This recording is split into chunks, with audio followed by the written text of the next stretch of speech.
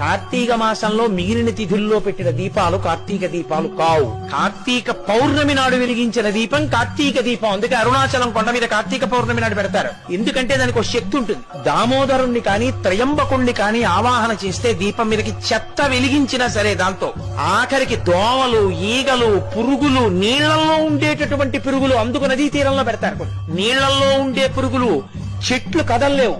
చెట్లు వేటి మీదకి వీటి కాంతి పడుతుందో ఆ కాంతి పడినంత మేర కూడా వాటి జన్మ పరంపర పోతుంది, వాటి పాపం పోతుంది.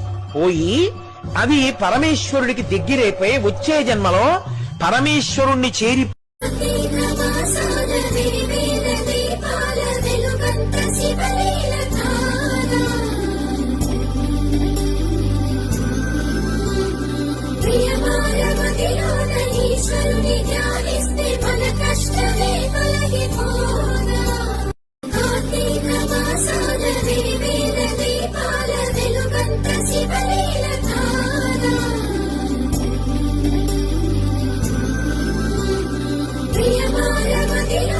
ఈశ్వరుని ధ్యానిస్తే మన కష్టమే తొలగిపో.